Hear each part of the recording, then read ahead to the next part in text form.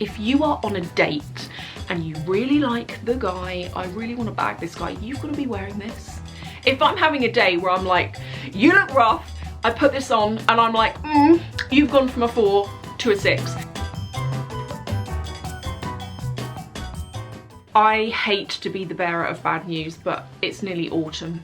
This year has gone so fast. Because it's got quite cold in the UK, I've been going back through my perfumes and looking at perfumes and being able to wear perfumes that I didn't feel I could when it was really hot over here, just because they felt too heavy. I have got some really beautiful fragrances that I want to tell you about. Also, for those of you who are perfume addicts, some of you may know I don't tend to always buy mainstream perfumes. I like to really find limited editions, kind of like foreign perfumes, perfumes that are different and you don't smell everyone else wearing them. And also I like perfumes that are heavy but not intoxicating and you can smell them all day, and I've got some amazing full perfumes. This is one of the reasons why I wanted to talk to you as well. This is a good full perfume. Now, I know that just like me, some of you used to love wearing Juicy Couture, Viva La Juicy, and also when they came out with that first one, can't remember what it was called, but that first one was how I got into their perfumes. So they have come up with 3 limited edition perfumes. You can only get this from Selfridges in the UK, and there was only 5 left of this one. So these are limited edition. There are 3 and they're designed to be for those of us who grew up with Juicy Couture and we're in our 30s now, or like late 20s, and they're aiming this at us. It kind of smells like this one. So I've got the amber one and it smells a bit like, when you first smell it, it kind of reminds me of black opium. That's the initial thing that you smell when you smell that. But then after that, the amber in it is really, really woody. But when you smell it from the bottle, you don't smell the amber. It's only when you've put it on, there's like a sweet toffiness about it, but then there's this musky amber that comes through. It's almost like taking a woman's fragrance and mixing it with something that's men's, is how I would describe it. This sounds weird. When I wear it, it gives me a confidence in terms of how I look. And I never even thought that was a thing before, but when I wear this, I feel attractive. How weird's that? If I'm having a day where I'm like, you look rough, I put this on and I'm like, you've gone from a 4 to a 6. That's how I feel when I wear this. I don't know how many of us are like this, but I'm like looking at the perfumes I've got here now. When I'm in different moods, sometimes I'm like, I can't wear that. I need to wear something else. That's just me maybe, but that's exactly how I feel. It's nice. I haven't even told you what it's called, have I? It's from the Armani Prive line, and it is called Vert Malachite. They have come out with a new one that I've seen that is blue. So you can get blue, red, and green. Green is my personal favourite, very closely followed by the red. So if you like a strong smelling fragrance that does not have that champagne note, nothing I'm going to show you has got that champagne note. So for example, Chanel No. 5 has got that champagne sharpness to it that can feel quite mature when you wear it. And for me, that's a note that I tend to stick away from. I like something that smells seductive and sweet, but not overly sickly. It's got a sweet element to it, but it's also got like a deep depth to it. A full perfume that is perfect for the evening. In fact, I don't really feel I can wear this in the day. It's a little bit too much, but it's from MAC and it is in Velvet Teddy. I think when you buy this, you know, from memory, I think you get the lipstick with it, the corresponding lipstick with it. The MAC perfumes I've always really liked. I've got another one that I can only wear in summer and it's turquoise.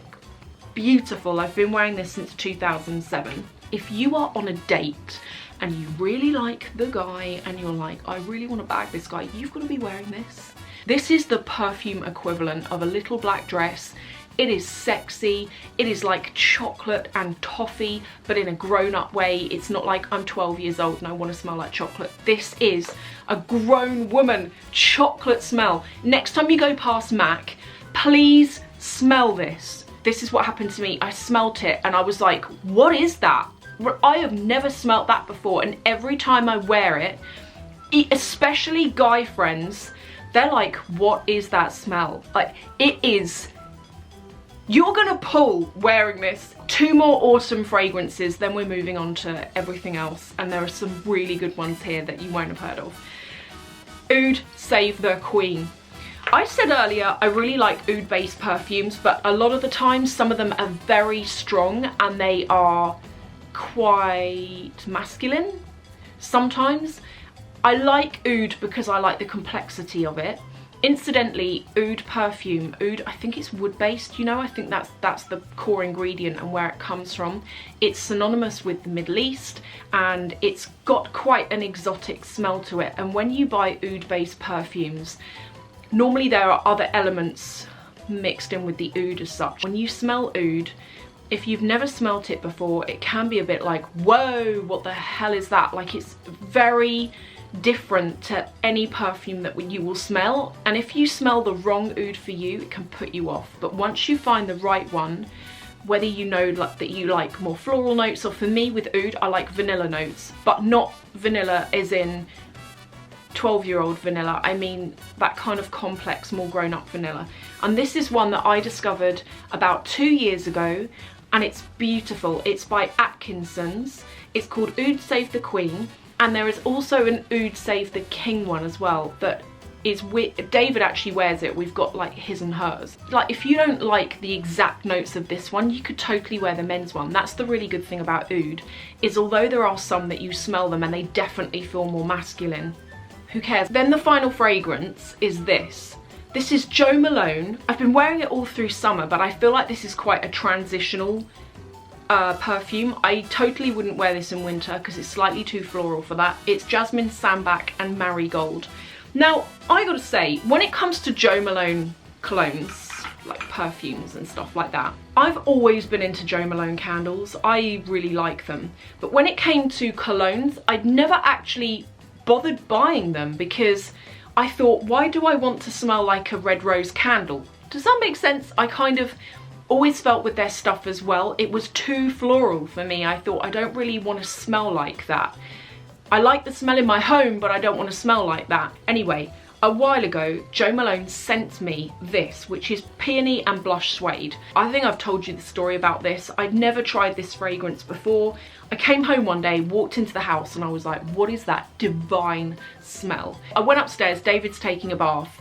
He was like, oh, I went into Jo Malone today and I bought this bath oil, and it was Peony and Blush Suede. David's the kind of guy where he doesn't really care if something's for a man or a woman. He's like, if I like it, I'm just gonna try it. Like, I'm not gonna feel emasculated just because I wanna wear or try a perfume that's got flowers in it. He doesn't really care, and I really like that about him. From that moment onwards, I really like this. Peony and Blush Suede, by the way, there is obviously that floral note, but the Blush Suede in it adds like a leather element to it. This, on the other hand, this is where I really got into Jo Malone fragrances. If you know exactly what I'm saying about the ones in the clear bottle where you're like, don't really want to smell like that, try the Cologne Intense range. These all come in black bottles. They're a bit more expensive. You can get, they do loads that are oud based as well. So if you like perfumes that are a bit different, you don't walk past someone and they've got the same one on. They're complex, they're different, they're unique. Give these a go. So they are all of what I think are good for autumn. Now I'm going to show you everything else that I have. Miss Dior is the first one. I love the smell of this. It smells like cake. It smells kind of, if it's possible, it smells like powdery cake. Miss Dior is a complex one because every few years they change up the formulation of it, and the last edition was from 2012. I've had so many of you on my blog, because I did a review of this, writing saying to me, I hate the new one. It's nothing like the 2012 edition. It's not even remotely similar.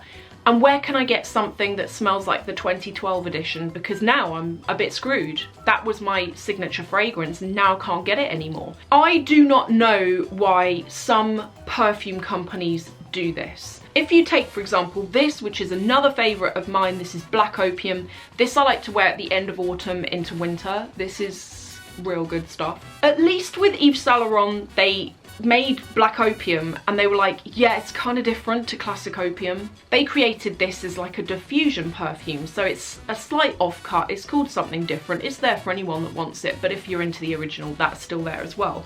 And I do not know why Dior didn't do the same thing with this. Now, for any of you who like the 2012 edition, this isn't going to help you, but it was an interesting point to me.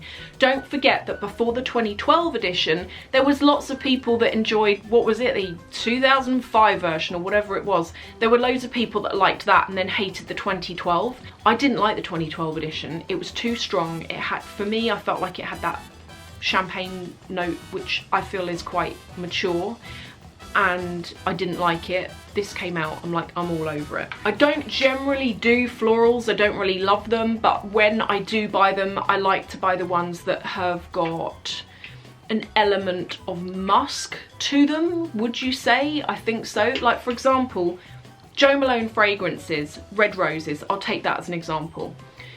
That's really nice, but that's way too floral for me because it's just flowers. There's nothing more to that than flowers. Things like this, Viktor Rolf FLOWERBOMB, this is just nice. This is like, it's flowers, but there's more to it. It's more complex than that, and it's got a deep tone to it. The second one, not one that I'd normally go for, because I think I said earlier that I don't tend to buy perfumes that are like run-of-the-mill. It's not to say that I never do, but I really like buying perfumes like this one, or like this amazing one from Guerlain that I'm going to come on to in a second, that's like, I think it's an exclusive to Harrods. But I like buying perfumes that are a bit different. However, when I went on holiday last year, I smelt this at the airport and I was like, what is that? Do you know what? When I wear this, David doesn't like it. He's like, what is that smell? He doesn't like it.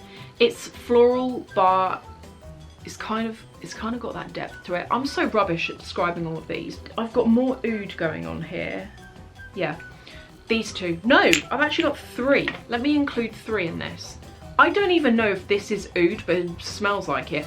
This is Si from Giorgio Armani, and again, didn't think I was gonna like that. It's oud that is a little bit more mature, but that again changes on the skin quite a bit on me. When I smell it on the bottle, it smells kind of nothing like that on the skin. This, I wake up the next morning, I'm like, God, I still smell like I've just sprayed that on. So that's a really good one. That is a more premium one from their line. This is one of my all-time favorites. This is, it's from Guerlain. This is like vanilla, grown-up vanilla, not sweet vanilla. It's vanilla if you could get it without the sugar, and it's got a tobacco element to it. It's the nicest. Thing is with these unique perfumes, these one-offs, they're so expensive. However, they last for an eternity. Like this one, this is 100 ml. And when I put on my perfume, I really like to put on my perfume. And like that one, for example, when did I get that? I think I got that last November for my birthday, and I haven't really used that much. That's 75 ml. So, you know, they're quite good. Whereas I find if I get they're not high street fragrances. What would you, like when I get mainline fragrances like this, I feel like I put so much on to keep that long-term scent all day that I use them quicker than the more expensive perfumes that just last all day. These two look the same, don't they? This is Poison Girl Unexpected from Dior. If you have smelt the original Poison, my mum actually wears it and it's very marzipan vanilla.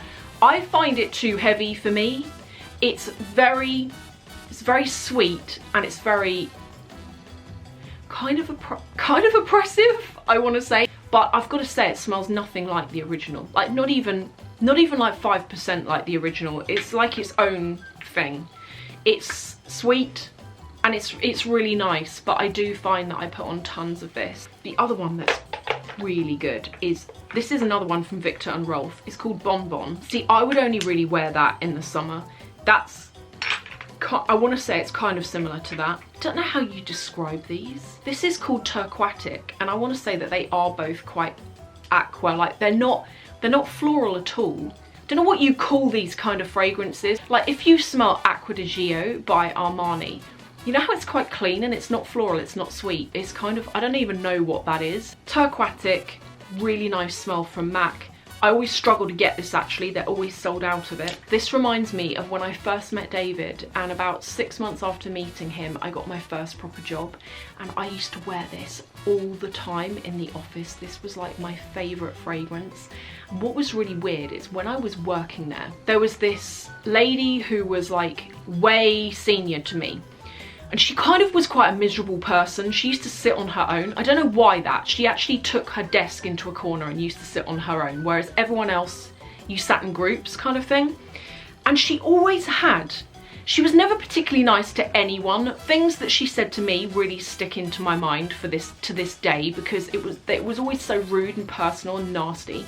And because she was so senior, I wasn't allowed to say anything. But what was really weird about her is she started dressing like me, and then when I came into work one day, I was like, who's got this perfume on?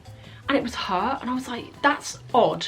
Like at the time, if I was not going out to see clients, I used to wear jeans, a white shirt with like a navy blue v-neck kind of jumper over the top, you know, so you see the shirt underneath, and I would always wear like Timberland boots.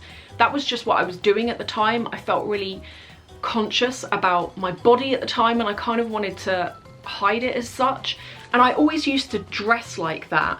And it was, why would anyone want to dress like that? I don't know why anyone would. But I came into work and she started doing that on her casual days where she wasn't going out anywhere. She was wearing like Timberland boots and this shirt thing, and when she started wearing this, I was like, that's weird, because you are horrible to me. And then the final one, which some of you are gonna like, this is from Show Beauty's hair perfume. Oh my god, it's so good. Basically, if you are between hair washes, or let's say you've just washed your hair and you just want to add some perfume, you put this into your hair.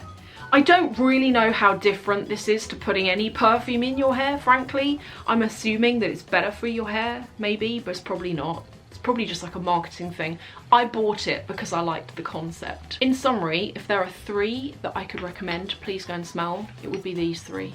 I thank you all for watching. I really appreciate it. And I will see you in the next video.